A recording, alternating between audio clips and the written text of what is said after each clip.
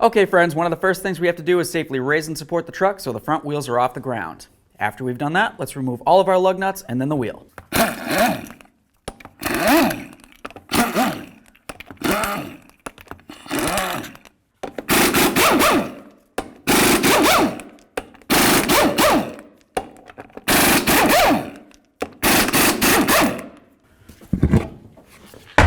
Now that the wheel's off, we have a nice clear view of our brakes. The next thing we want to do is push back our caliper pistons. This is going to be a dual piston, so it has two pistons. I'm just going to come right inside this area here with my pry bar, try to grab onto the outer pad, and then just carefully, slowly pry this away.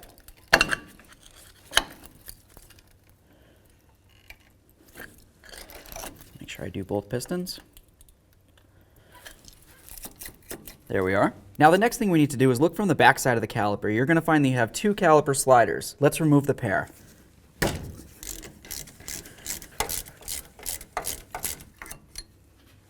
Go ahead and grab onto that caliper, remove it from the brakes. Now we're going to take a peek at the inside of it. You want to look along the booted area where the piston is. Make sure you don't see any fluid coming out of there, and make sure it doesn't look like it's damaged. If it looks like it's swollen like this, it's just kind of pushed out, you can just push it in. While we're looking at the caliper, let's also scrape off any miscellaneous debris that's on it.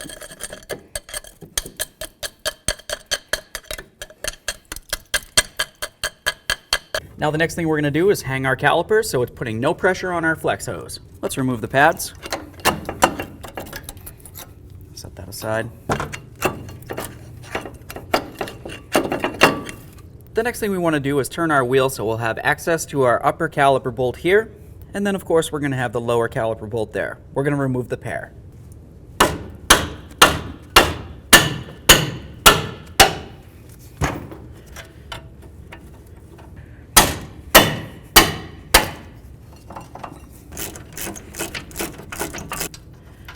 There's one.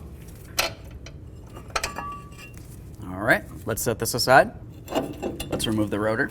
Okay, now that the rotor's off, we can see where our mounting point is. We need to make sure that this is nice and smooth, so let's sand it down.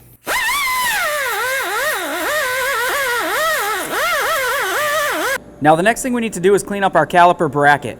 We want to make sure that we clean up all four corners in this area. There's one here, here, and then of course on the other side of the bracket. So now that we have all four corners of the bracket cleaned up so they look nice and smooth, we're going to continue on to cleaning off any of the rust that's located on it, and of course inside of these port areas where those slider pins are going to go. To do that, you can use some parts cleaner with a nice rag, twist it, put it inside there, and get out any of the debris that's on the inside. So now that I have the ports cleaned out, let's continue on to cleaning up our sliders real quick. I'm just going to take a nice rag. We'll clean them off. When you do this, you want to inspect this area right along here. That's where the boot's going to be. So of course, if it looks like it's got buildup on it, you're going to want to clean that. Aside from that, just get off any grease. Now that we have the pins cleaned up, let's continue on to adding a little bit of caliper lubrication. Just going to go right along the shaft there, and then all the way up to where the boot's going to ride. It's going to be very important. Let's continue with that caliper grease and go right along the areas that we cleaned down on the caliper bracket itself. You just want a thin layer here, just to keep the moisture away. Now moving over to the hub mating surface, let's continue on to adding a little bit of copper never sees.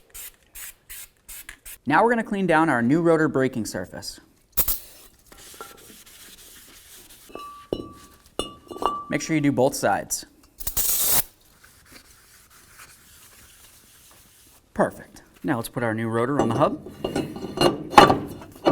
And I always like to put on a lug nut with a little spacer here. That's just going to help keep the rotor from moving around on us. Now looking at our caliper, let's continue on to using some more of that caliper grease, and we're going to go right along the piston itself. We'll get both of those. And then we want to do all three of these ears here, essentially all the mating points where it touches up against the pads. Now we're going to continue on to putting on our caliper bracket. One thing that I like to mention is it's always a good idea to use a little bit of red thread locker on your bolts. Go ahead and start in that top bolt first. Okay, now we'll bottom out both of our bolts. All right, now let's go ahead and snug it up. Do the same to the other. Now it's going to be time to put on the pad tins. The way that you want to do that is so that you can see on the tin itself, it has the little squealer area or the wear indicator. That's going to be facing towards the pad area. So we're just going to slide this right over the ear, just like that, and then slide this part over the metal part of the pad. Should sit very flush, and it should look just like this by the time you're done. Now that we have both pads done, let's continue on by putting them into their bracket. Let's start with the outer pad. I'm just going to go right down and into the groove here, line up the top, slide that in as well. If it feels as though it's stuck and it doesn't want to go in, well then you probably didn't clean up the bracket enough. Let's do the same to the inside. Now let's slide our caliper over the new pads.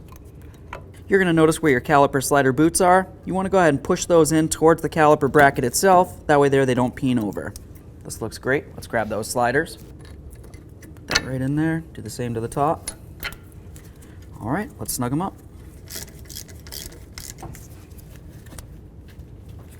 That one's tight.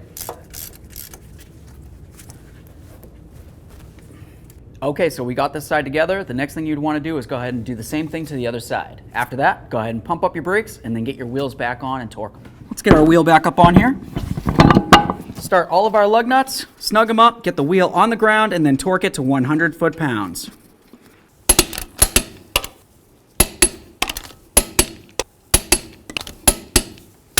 Torqued.